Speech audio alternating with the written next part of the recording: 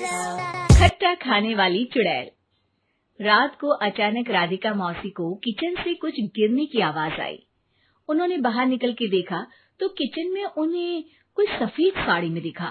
वो चीख पड़ी, हे भगवान, आलतू जलाल तू आई बला को टाल तू, आलतू जलाल तू आई बला को टाल तू। राधिका मौसी को चीखते सुनकर श्रवण बाहर आता है भागते हुए। अरे माँ, क्या हुआ? क्या देख लिया? दादी माँ आ गई क्या सपने में? अरे बेटा, रसोड़े में देख तो कौन है?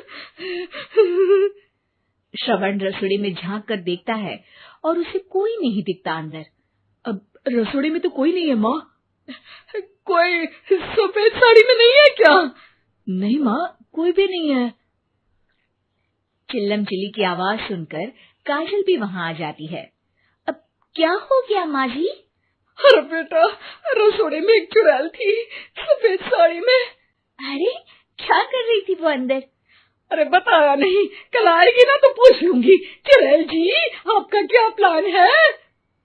माँ जी, रात बहुत हो गई है, आपने कोई बुरा सपना देखा होगा, चलिए सो जाइए। राधिका मौसी सोने तो चली जाती है पर उनको रात भर नींद ही नहीं आती। वो कुछ भी उलझुल बातें सोचने लगती है। कहीं चुड़ैल की वजह से तो घर में टेंशन नहीं हो रहा, कहीं उसी की वजह से तो वो दादी नहीं बन पा रही। सुबह जब राधिका मौसी रसोड़े में छानबीन करती है तो पाती है कि नींबू का अचार गायब है। चुड़ैल नींबू का अचार ले गई, मुझे तो ठीक नहीं लग रहा कुछ। चुड़ैल को भी पता है कि जिंदगी का असली मजा तो खट्टे में ही है। राधिका मौसी झट से श्रवण को फोन कर देती है। बेटा, मुझे समस्या समझ में आ गई है, हमें एक तांत्रिक की जरूरत है। अरे क्या बोल रही हो माँ, तांत्रिक की क्या जरूरत है? आप पूजा पाठ तो कर ही रही हो ना। आलतू जलालतू मंत्र सारे फालतू जैसे कुछ मंत्र पढ़ो, चली जाएगी अपने आप चुड़ैल। अरे नहीं बेटा, कभी चुड़ैल को कम नहीं समझते। अरे तुझे पता भी नहीं चलेगा कि कभी वो छल करके काजल की जगह घर की बहू खुद बन जाएगी।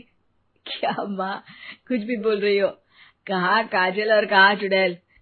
वैसे एक बात बताओ, काजल को अगर गाने के लिए बोल देना तो चुड़ैल काजल की आवाज सुनकर घर तो क्या धरती लोग छोड़कर चली जाएगी। तुम ना पढ़े लिखे बच्चे हर चीज को मजाक समझते हो। तुम रहने दो, मैं खुद ही तांत्रिक को बुला लेती हूँ। अच्छा सुन, शाम को इमली लेके आना। क्या है कि चटनी खाए बहुत दिन हो गए है ना। नहीं माँ, इमली तांत्रिक से ही मंगवा लो ना, आटा वगैरह भी उसी से पिसवा लेना। देखो मुझे काम करना है। श्रवण रात को कई तरह की सब्जियों के साथ माँ के कहने पे चटनी के लिए इमली भी ले आया था, लेकिन राधिका मौसी के दिमाग में अलग ही फिल्म चल रही थी। उन्हें अब सिर्फ शक ही नहीं यकीन होने लगा था कि शायद चुड़ैल ने श्रवण पर अपना जाल बिछा दिया था, जिस वजह से श्रवण उनकी बात ही नहीं मान रहा था। पर कोई नहीं, आने वाली रात में राधिका मौसी खुद तैयार हो गई चुड़ैल को पकड़ने के लिए। रुद्राक्ष की माला, तुलसी का पत्ता, हनुमान चालीसा सब हाथ के पास ही था, बस चुड़ैल का इंतजार था। और जैसा राधिका मौसी ने सोचा था वैसा ही हुआ। वो चुड़ैल उस रात भी आई, पर वो राधिका मौसी से तेज निकली और राधिका मौसी के उससे पकड़ने के पहले ही वो भाग खड़ी हुई।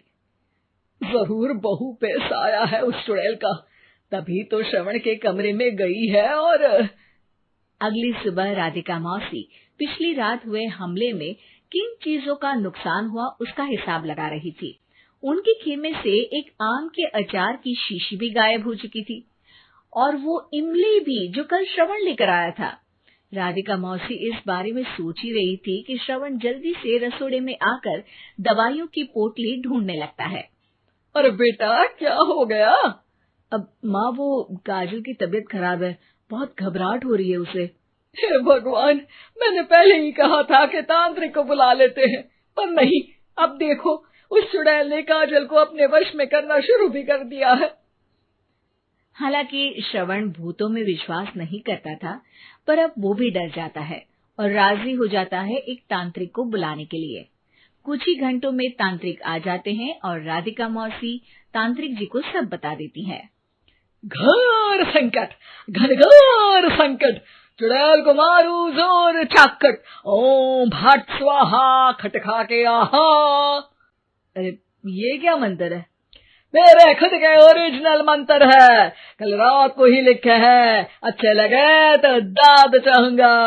एक और मंत्र सुनो, अर्ज किया है आब्राकडाब्रा, दिल्ली बम्बई आगरा, चंदा मामा सोवरले सुरन मामू जारा।